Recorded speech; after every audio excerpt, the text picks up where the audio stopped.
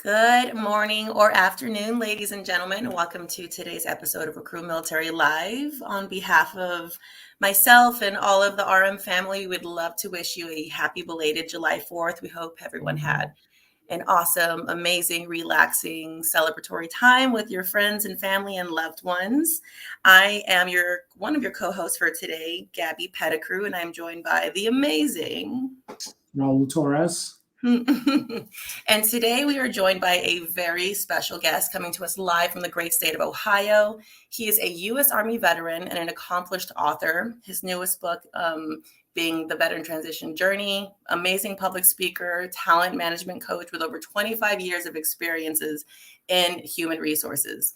He is the president and chief advisor at Kieffer and Associates, where amongst other things, he can pursue his passion for coaching service members who are transitioning to their civilian careers, helping transitioning service members find and keep their new job, as well as helping them understand their new purpose and now the civilian environment. Ladies and gentlemen, please join me in welcoming Mr. Bill Kieffer. Bill, welcome to the show.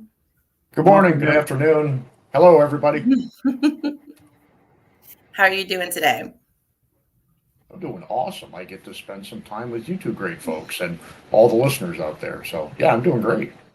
Fantastic. Yeah. Well, we're very excited to hear about these main tips we have, because we all know it's one fight in itself to find a good career, a new job after transitioning from the military, finding that perfect fit. But even once that you do land that job, it's a whole other battle, a whole other process in keeping, maintaining, and thriving in that new environment, correct?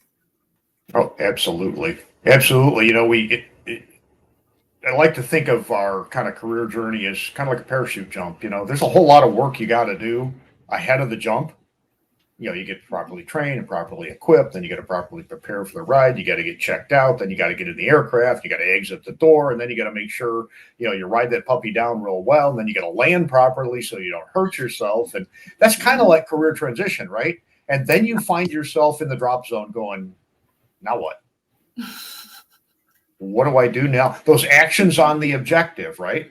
Mm-hmm. So I get there. I landed my job. I successfully made it through transition. Well, what do I do once I'm there? So that's interesting. My second book just came out, and it's all about. Thank you. It's all about sharing insights. Myself and my co-author David White, an Army Ranger veteran, career. He was a Ranger First Sergeant.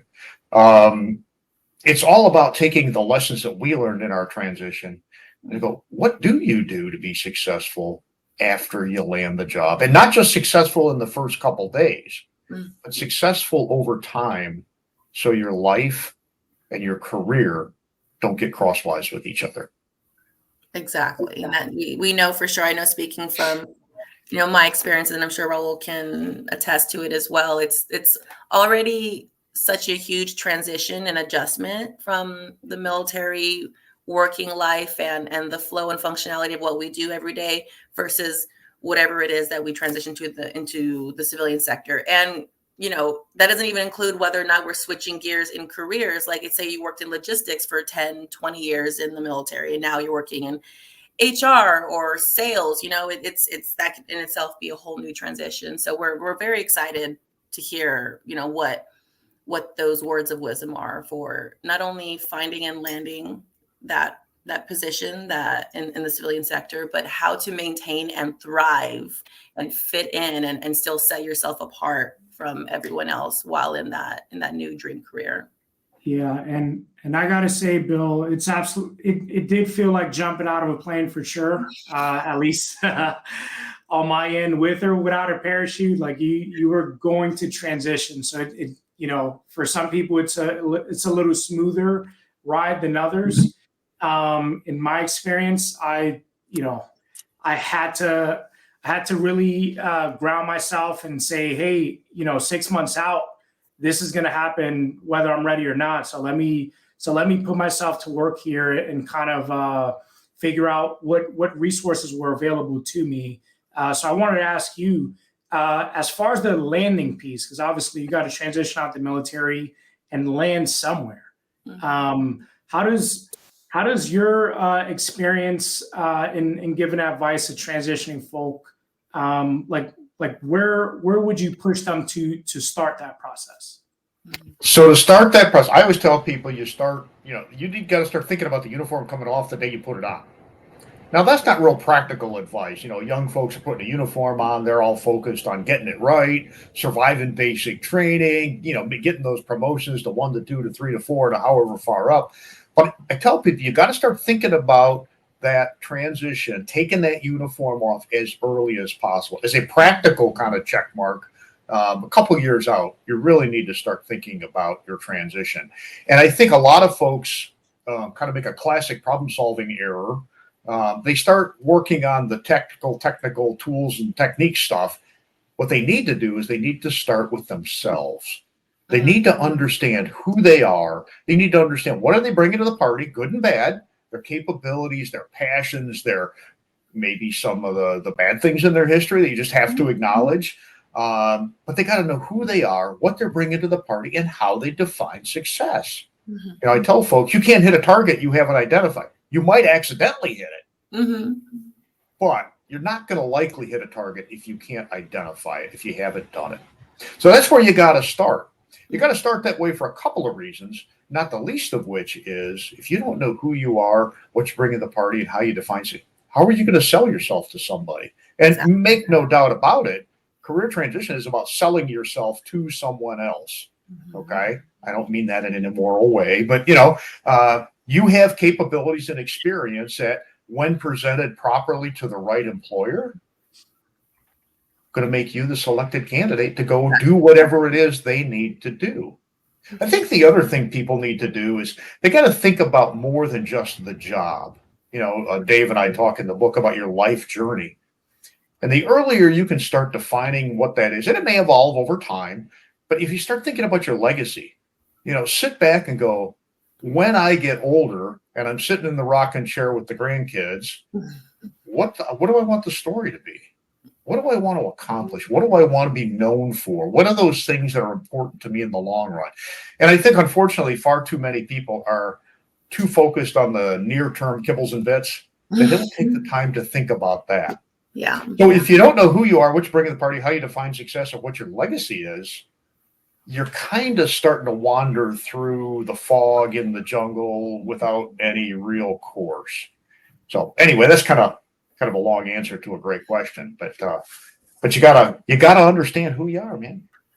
That perspective is that's something I don't even know if I've ever considered. I have been lucky enough to find amazing career post-military and have been enjoying what I'm doing, but I see the impact that we have over the military community every single day, but I've never sat back and thought for my own personal journey, what legacy do I want to leave behind? Like, what do I want to tell my grandkids that I accomplished in whatever space I worked in? So that perspective is definitely something to really tap into and can definitely lead you down the right path for sure.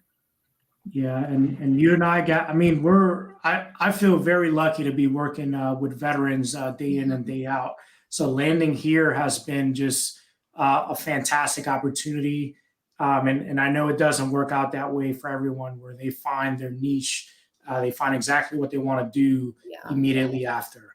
So it's definitely a tough thing. And I know in your books, you do talk about landing, but then you also talk about the integration piece where you're here and you need to get acquainted with the company, who you are within that company, and what you can provide.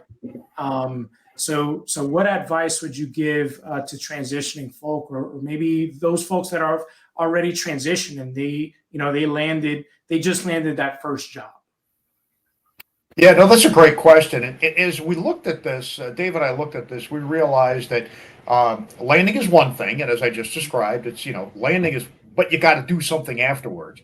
So, think about that parachute thing. Okay, so you're on the drop zone and you've landed. You didn't break anything. You've cut loose the chute. You've bagged it all up, did whatever you needed to do. Well, now what?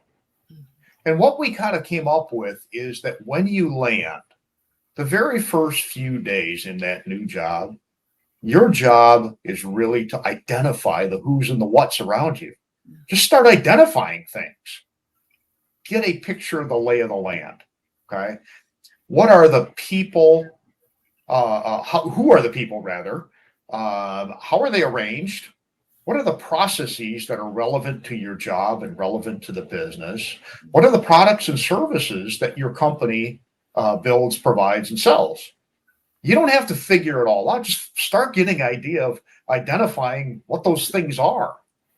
And as you start to identify them all, kind of take some time in the evening or the morning when you're on a run, having a cocktail, whatever it is you do when you're not at work, and go, okay, what's the evidence that I'm finding as I identify these, whether this fits with my preferences and my life journey? Okay. So it's the first step in landing is about identifying people, processes, product, and service. Just understand what's around you. Yeah. Now, that's only for the first few days. The next piece then is to your point, Raul, is to integrate well. And that's about learning about the people, learning about the processes, learning about the products and services. What do they do? How do they add value? How do they all fit together? How much does my position, my role, my job depend on all these other things? Because there are other people and processes and stuff in the business that are there, but not every job touches every other job all the time. There are others that you have to interact with every day. So you got to learn everything you can as broadly and as deeply as you can as you integrate for that first few months. Okay, because if you integrate well, you're setting yourself up for a solid kind of launch pad for the future. If you integrate and over time, and this could be a few months, it could be a little longer, it could be a little shorter, depending on your particulars, then you kind of move into this longer term thriving and surviving kind of phase of your career, your job, your time with that organization. And when you're trying to thrive and survive, it's really about leveraging everything you've identified and everything you've learned to help be successful and add value to the business, but also to be successful and add value to your career in your life. So long answer, great question. Yeah, absolutely. And just going back to the integrating piece, it's so crazy, the remote work and the work from home piece, that integrating for a lot of people might be brand new. I remember I got a laptop, and I think the company sent over like a decent sized screen, and all my new coworkers were across, in my laptop. It actually wasn't until recently where I met like probably 99% of the company at a company-wide meeting. So for a lot of new, for a lot of people entering this workforce, if you do happen to work remote, at least in my experience and Gabby's experience, has been interesting, kind of trying to tie in that integration piece, through a computer screen. Exactly. Yeah. That's an interesting point. There's each organization has its own culture, it has its own norms, it has its own expectations. And as you land and identify these things, and as you integrate and learn more about them, you go, how well does that fit with what my definition of success is? I've been in a couple companies where, it was well paying and I love the duties and responsibilities. And I kind of look around, and the more I integrate, the more I go, I really don't like some of these aspects of some of the people we don't get along, and we're never going to get along. And some of the processes just don't make sense, or I really am not all about the product and service they provide here. It doesn't thrill me. So you got to make some judgments along the way and go, how well does the positive outweigh the negatives that I'm seeing?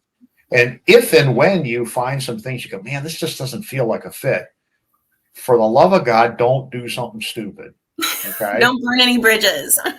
Don't burn any bridges. Yeah. Don't make some knee-jerk reaction going, this is bad, I'm out. Now, if it's illegal, immoral, unethical, and it truly is bad, well, then you got to do what you got to do, right? But the world is small, and people and companies and industries know each other. And networking isn't just about transitioning. Networking is about understanding your brand and continuing to build and evolve that brand over time. So, if you make some knee-jerk reactions and maybe make some questions that aren't that, or I'm sorry, make some decisions that aren't that prudent, that's always going to be in your rearview mirror, and some folks may know about it. Precisely. And we had a great comment by one of our LinkedIn viewers, Bridget Wells, and she mentioned that integration can already be hard for military folks. From what she's heard, they tend to be rougher around the edges, and I would agree with that. To a certain extent, not everyone, individuals like Raul and myself, we worked in the public affairs realm for our entire military career, so we maybe not be, we don't have that grunt aspect where they've been shooting artillery, and sending rounds downrange for their military career. There are individuals who have been placed in just a fully professional and office type career. So I can definitely understand where she's coming from and saying that transition and integration process for some veterans can be a bit rougher and less easy to transition to. So what main aspects, what main points would you have for those individuals that just find integration, find connecting to the civilian side a bit more difficult than, say, someone? Yeah, Bridget, thank you. Yeah, Bridget, thank you for bringing that up, because integration can be hard for military veterans. Sometimes because we really are a little rougher. Mm-hmm. Not that we're unprofessional. We just tend to be more direct. Exactly. We come from a world where the mission is all about important stuff, life and death stuff, national interest stuff. So we tend to have a little bit more, I say this carefully, serious approach to things, and tend, by and large, to be pretty quick at making decisions, pretty agile in varying circumstances, really good at cutting through the fluff and getting to the issue and moving from, hey, we got a problem, to let's clarify that problem. Let's figure out what the alternatives are. Let's make a decision. And then we have a bias towards action. Mm-hmm. There's nothing wrong with that. No. Except that 93% of the population never served in uniform. They don't have, most of them, a similar background. I was absolutely guilty of that. I mean, I was like, let's go.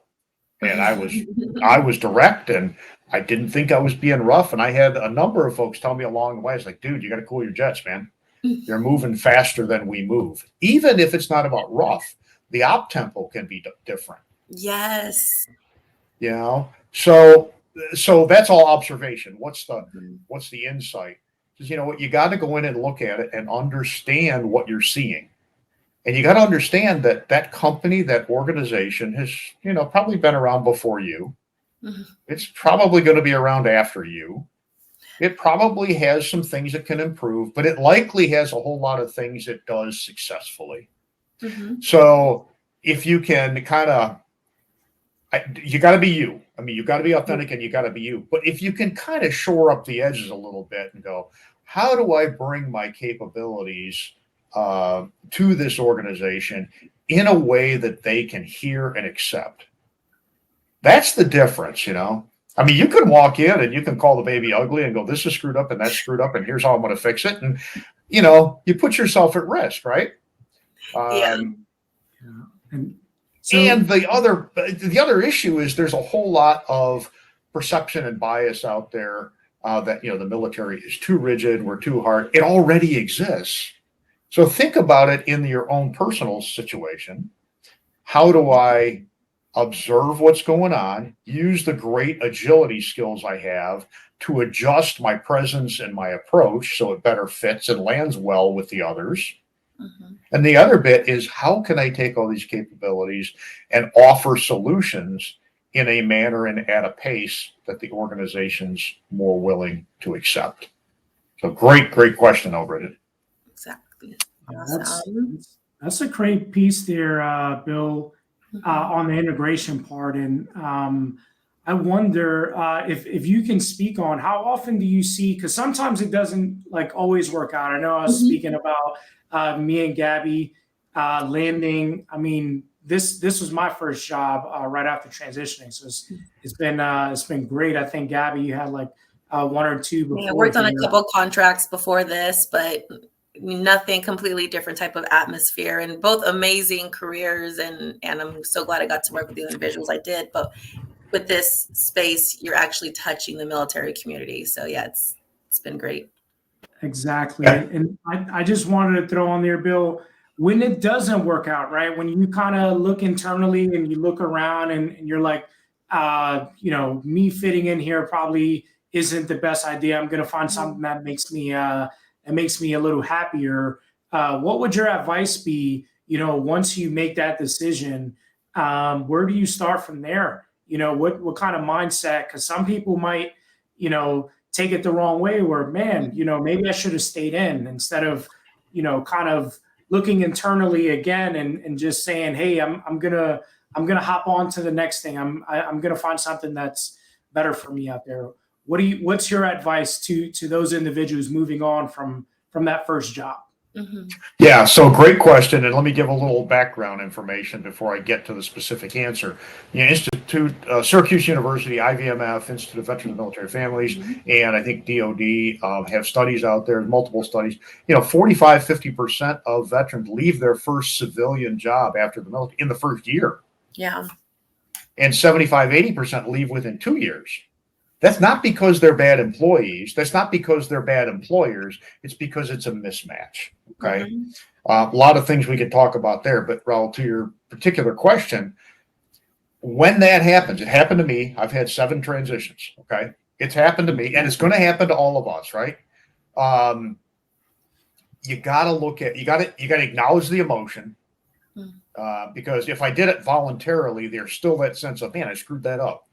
How do they do that? Or if it happens involuntarily, either they say, you're just not a fit, we're going to let you go, or they reorganize or whatever.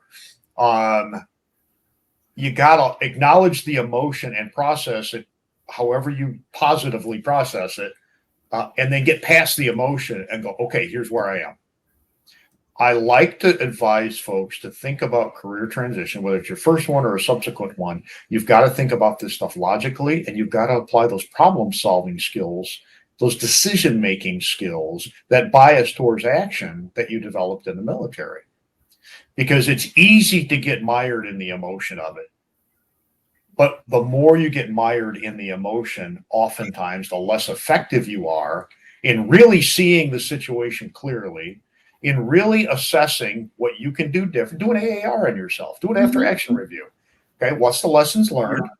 What did I do well, and how do I repeat that? And what things didn't work out, and how do I make sure I don't repeat those? Okay, if you can get to the logical part of your brain, which is easier for some folks than others, everybody's a little bit different, but if you can get to the logical side of it and deal with the emotions as you best positively can, I think it's an important first step. This job didn't work out. Why didn't it work out? Well, it didn't work out because it really isn't what I thought it was. Okay, check. So what does that mean? As I do my next search, I have to better vet the employer. Okay, why didn't it work out? Well, I didn't realize they were going through bankruptcy. And okay, so again, I got to better vet the employer. It didn't work out because of personal issues between people. There was no real appreciation for veterans. Or another good one is they hired me because the community I came out of, they needed somebody that's familiar with it. So they hired me for my connections. But I feel like I've kind of been used. Well, okay. So I'll suggest there's opportunity to look at this pragmatically. Hard to do, but to do it pragmatically and go, what isn't working? Can I tell you a quick story? Of course. Absolutely. Okay, so my first job out of the mill, I had a horrible transition. I didn't know what I was doing. I didn't know how to do it. I didn't know where I was going. I mean, it was bad. But I eventually landed a job as Deputy Director of Economic Development for the county I live in. Now, that's a pretty cool title. Yeah. It paid $28,000 a year. Oh, wow. The team was 3 people. Now this was 1997, and I'm reasonably good with my money, so that was enough to keep me afloat, right? It was 3 people on the team: the director, myself, and an administrative person. The purpose of the agency was to attract and retain employers in our county. That was attract and retain business, right? A lot of other bits with that. we had a gigantic board of directors. It was public officials and, kind of the bigger name business folks in the county. And they did a great job. Very good at what they did. I didn't have a clue what they did. I didn't have a clue how they did it. I thought I had this great title and I'm going to do big, sexy, impactful stuff. And I'm, cataloging future business sites, and I'm administrating an enterprise zone, and I'm trying to figure out how to deal with tax increment financing. And I'm going, I understand the value and appreciate the importance. This is not tripping my trigger. The director, a couple months in, left. 5-6 months in, she left, took a job at The Hague in the Netherlands. And the board came and said, would you be interested in being the director? I said, well, I don't have anything else really lined up. So sure, it paid a little bit more, but still not great money. I had also been networking. The week after they announced I was going to be the director, in the newspapers and all that stuff, I took a job as a training manager for a $3 billion air freight company at a 300% pay increase. Three times. You're done good. Yeah. So sometimes the transition is a good thing. So, but in order to do all that, I looked at it. I didn't get down and out about, man, this isn't what I thought. This isn't working. I'm not doing the sexy, exciting, important, strategic things I thought I'd be doing. I was like, okay, it is what it is. Got to look at the realities of the battlefield. And then I have to start making contingency plans about what I'm going to do to change things.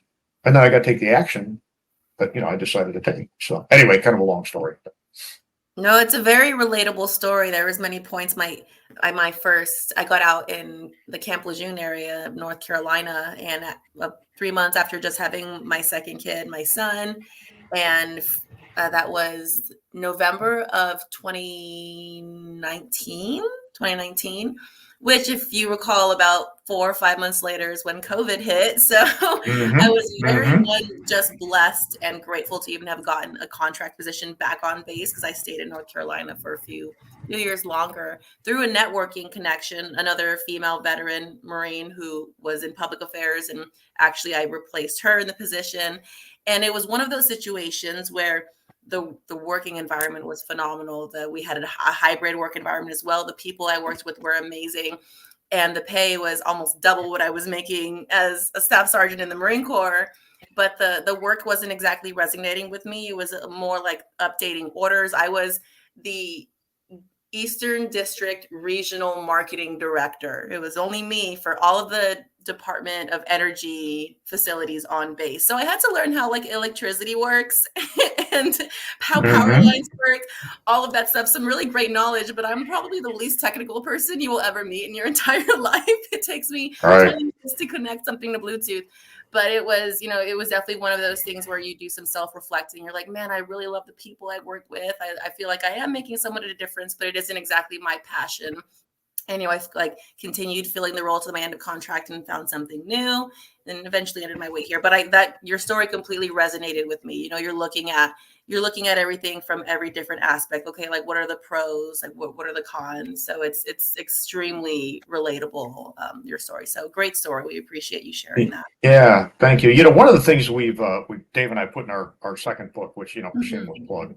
That's the second one. Yeah, tell us what it is, where we can get it also, because I'm sure we could all learn regardless of how long it's been since we Sure. They're both available on Amazon, in Kindle and paperback.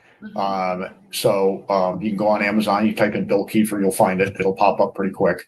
Red, white, and blue. Did that on purpose. But one of the things, inside of the land, integrate, thrive, and survive kind of phases of one's career, we really realize that most business folks deal with the myriad issues that that face them in 3 kind of buckets: people, process, and product or service. So as you're landing, you start to identify who are the people, what are the processes, and what are the products and services. As you integrate, learn more about them and how they fit together. And as you thrive and survive, you want to leverage everything you know and learn about people, process, product, and service. So in our book, we go in great depth and we break those down into even further bits. So on the people side of those, we break it down, you got to look at the people that are internal to the company. Yourself. Pay attention to yourself. Don't forget your direct team, your peers that are out there. People are similarly situated. You're a manager of HR. Well, there's going to be a manager of operations. Okay. And then look at the people more broadly in the organization, as I mentioned before. Some of them you'll work with regularly, other ones are just kind of out there, but you need to know who they are and what they do. Okay. We also have to think about the external people that impact or are impacted by your job. Who are your clients? Who's giving you money to go do what you do, right? Who are the external partners or the suppliers or vendors? And who's your competitors? These are things you need to start to identify and know over time. On the process side of things, there's kind of 3 buckets of processes that you need to focus on over time. What are the business processes that exist? What are the process expectations for your particular job? What do you got to deliver, and what's the scope and authority, and how is it organized, and what's your network, and what's the reporting, and what's the flow of goods and all that stuff. And then interesting too, I think for the longer term, is what are the talent processes related to your organization and your company? How do they do workforce planning? How do they do hiring and onboarding? Now, if you're just recently hired, you've kind of experienced that as an individual, right? But think about that in terms of the longer term. What if I want to get promoted? What if I started at this level, but I want to be, VP of whatever? How does that work here? Is there a process? Is there a formal process, or is it just informal? How do they do it? And if I'm interested in that, how do I get myself into the lanes that I need to get into so I can avail myself of those opportunities, right? And then on the product and service side, it's really important to understand the business product or services. What are those products they've been doing for years, and what are kind of the current ones that they're focused on, and what are the future ones they're going out to, and what are the risks and opportunities and so forth related to each of those. Which of these products or services are the cash cows? Man, there's just, you can count on it. And which ones are the ones that today are burning capital, that they're investing in? It's costing them money because they think there's a future return.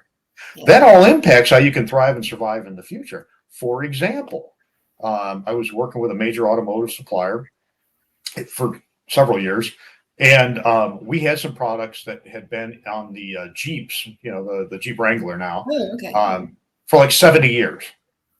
Well, guess what? Those are cash cows. There's a margin there, and you're incrementally improving them, and always trying to do a little bit better.